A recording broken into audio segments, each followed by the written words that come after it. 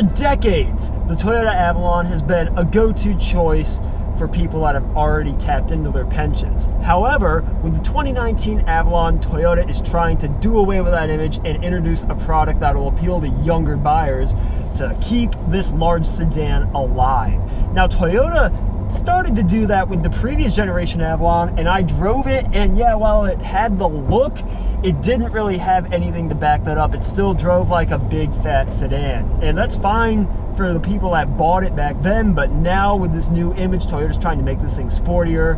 And what we're gonna do today is hop behind the wheel of the 2019 Avalon and go through and see if Toyota can really make this car live up to the hype. Now, before I hop into the review, I would like to give a shout out to Orisman Chantilly Toyota.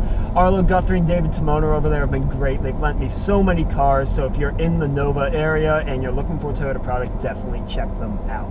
Now, you cannot even begin to talk about the 2019 Avalon without mentioning the styling. Look at the front end of this thing. I'm in the XSE trim, and the first thing that pops out is the piano black grille.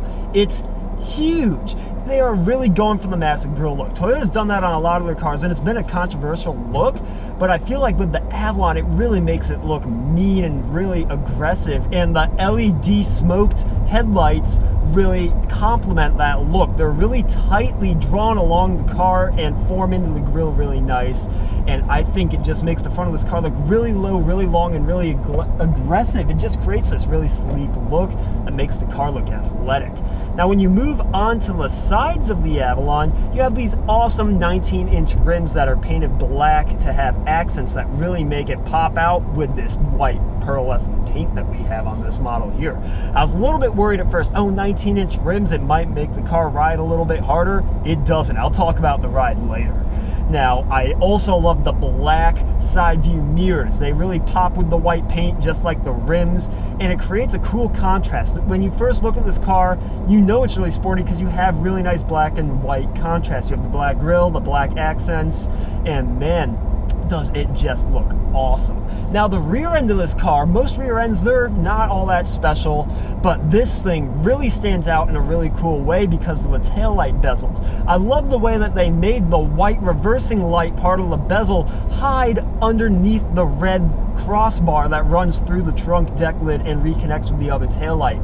It's cool because when you're standing up and just looking at the rear of the car, you can hardly even tell that the reversing lights are there, and it just makes it look really aggressive. There's also this really cool angle at the end of the reverse light where it joins the rest of the taillight that really makes it look sharp. It just makes the car look a lot lower down and a lot more squat because of the way that they designed the taillights. You also have this black rear diffuser type trim. It's not actually a rear diffuser, it just looks really cool, and it houses the dual exhaust system that has 4 chrome tips. Damn, does that pop. This whole car just looks so sleek. It looks really aggressive for a big Avalon, and I think it's going to catch the attention of a lot of potential buyers. Now, you can't talk about any car without talking about the powertrain, and on the initial impression, you would think that the Avalon hasn't really changed that much. It has a 3.5 liter V6. However, this V6 is up a lot on power. It has 301 horsepower and 267 pound-feet of torque. That's a pretty big gain. The old V6 had 268 horsepower, and having a V6 with over 300 horsepower gives you a little bit of bragging rights. You can be like, oh yeah, I have a plus 300 horsepower car here with my Toyota Avalon, and yeah, it definitely works and does the job. Mated with the buttery smooth 8-speed automatic, it'll haul this beast from 0 to 60 in 6 seconds. You can also get a hybrid version of the car with the 2.5 liter 4-cylinder, 2 batteries. They have the batteries under the rear seat now in the hybrid version to free up extra trunk space. And the hybrid version gets over 40 miles to the gallon, so if you really only care about fuel economy and you don't want that awesome V6, you might want to consider the hybrid. Now, this V6, I wish I could be driving while I talk about it instead of sitting at a classic Nova red light, but man, it really pulls well and is very refined. like I said, it'll do 0 to 60 in 6 seconds, but it'll do it without making a fuss about it. A lot of cars, when you mat the gas and you start accelerating, you can feel the engine start to strain, and it's not necessarily the most refined experience. But in the Avalon, the engine feels like it's been lubricated with butter. It's so smooth, it's whisper quiet. Even when you get up in the higher ends of the RPM range, you don't hear any of the engine. You hear a teeny bit of that awesome V6 exhaust note, but it doesn't ever sound like the engine's laboring. It just sings up into the higher RPMs, doesn't intrude into the cabin, and delivers effortless performance. You never feel like you're low for power in this thing. You just skirt along, you cruise, and man, is it a very relaxing, refined driving experience. And man, talking about the driving experience of this car, I think that was the thing that blew me away the most when I first hopped behind the wheel. Big, large luxury sedans, especially front-wheel drive ones, generally handle like potatoes, but this car doesn't handle anything like a potato or any other large sedan that I've driven recently.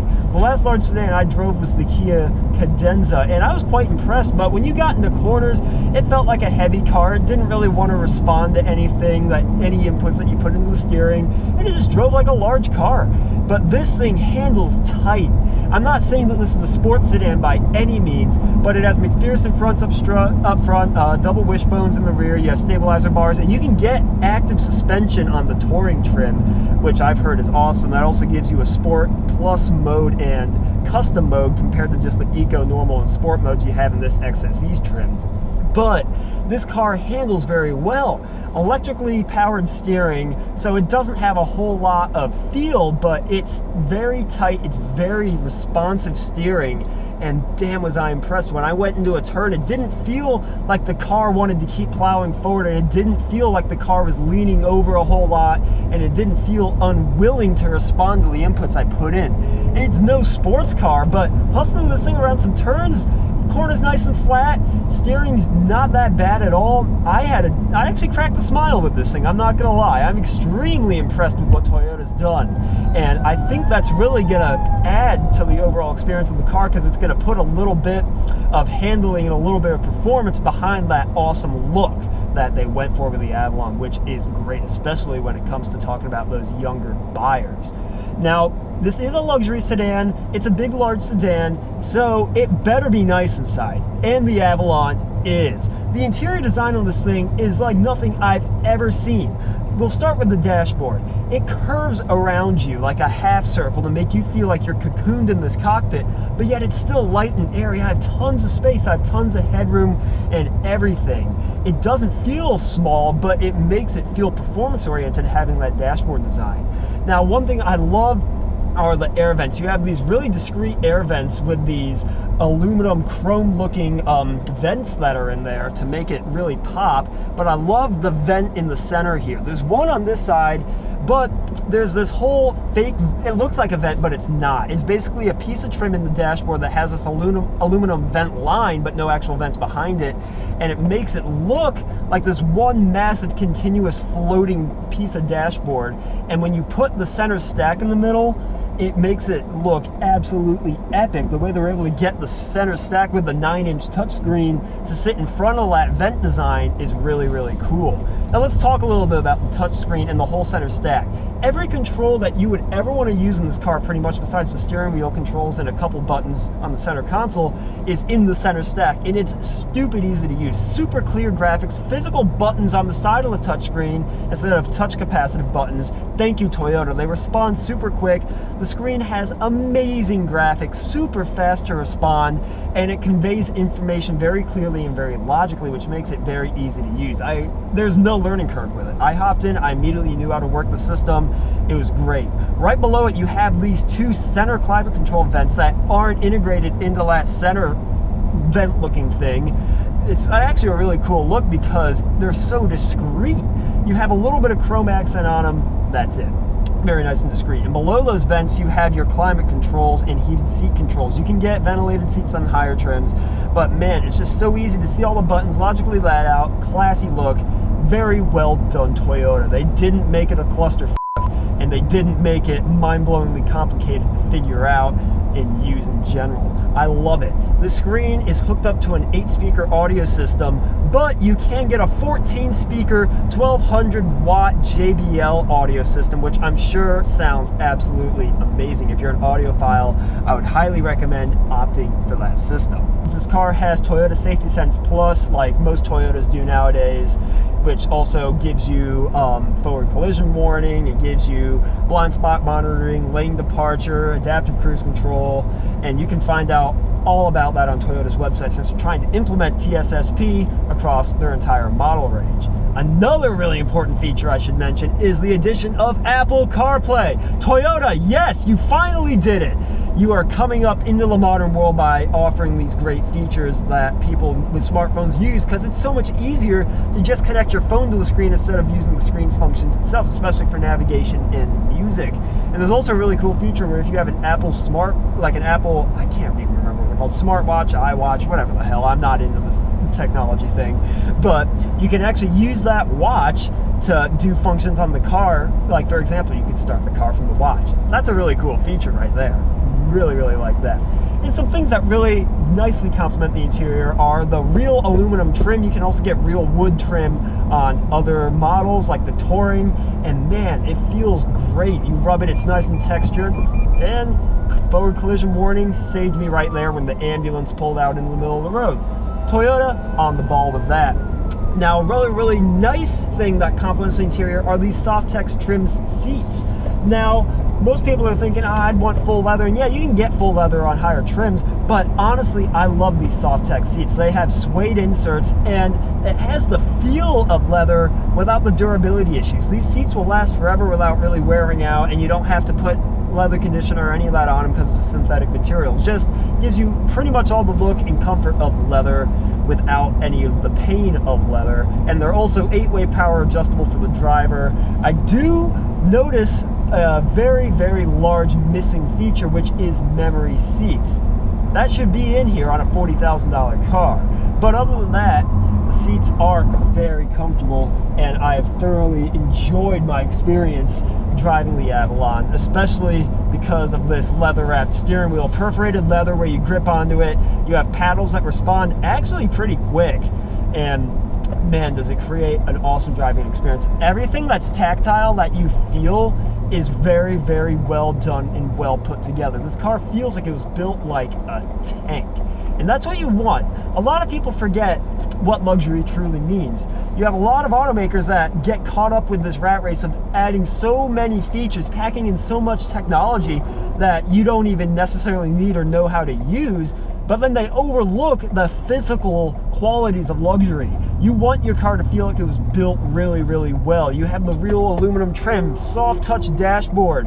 When you open and close the doors, it's a nice solid thunk. The whole thing feels very well tuned, very well put together, like it's a precision instrument. And I like that more than the fact of having X and X luxury features. You want your car to feel solid, well built, well screwed together. That's what you're looking for in a real luxury car. So it's the end of the review. You guys all know what's coming up. It's the personality test. What is the new Toyota Avalon's personality like?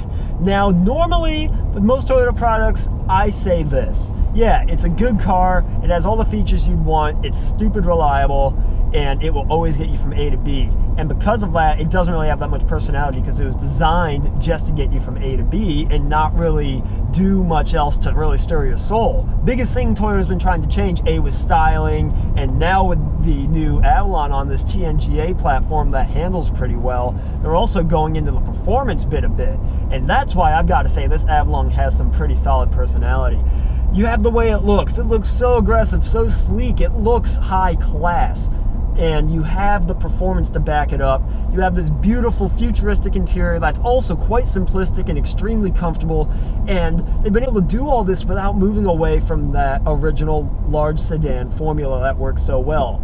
Yeah, they added that performance and that style and this kind of futuristic interior, but they left the comfort, they left the serenity, they left the stress hands-free driving that makes these sedans so appealing. And because of that, I gotta say, this Avalon makes me really excited when I get behind the wheel. Yeah, it's not the most sporty thing in the world, but I can have some fun on a back road, and I can also waft down the highway in supreme comfort while looking stylish as hell. That is a great combo. I think this is one of the best large sedans you can buy right now. You should definitely check them out. They just came out. This is the only one the dealership had, so go get your hands on one of these. It's a really, really solid product. I'm really impressed with Toyota right now. They're really doing a lot to change the game and really get back into the competitive market, because before, I'm not gonna lie, they were still making great cars, but they weren't really doing enough to pop in the eyes of the competition. Now I think that's completely changed. This car, I think, should rock it. I really hope it takes back some sales from everyone that's buying SUVs, because you don't need an SUV. Get yourself an Avalon instead. It's better, it's faster, looks cooler. Great car. That's all I've got to say. As always, thank you so much for tuning in to Motor Minds. I hope you guys found this review informative and engaging. I had a lot of fun driving the Avalon around. I learned a lot about the car. This thing is awesome, and if you are in the market for an Avalon, you should definitely check out Orsman Chantilly Toyota if you live in the Nova area. Great dealership, as I said earlier. We'll try to bring out some more videos. Definitely let us know what other cars you want to see on the channel. I have some cool ideas. I think I have a Focus ST coming up because my friend's about to buy one, and there's also potential to review a new BMW 5 Series. We have some options here. Drop a comment, let us know what you want to see on the channel. And now I'm going to go have some fun in some twisties with the Avalon.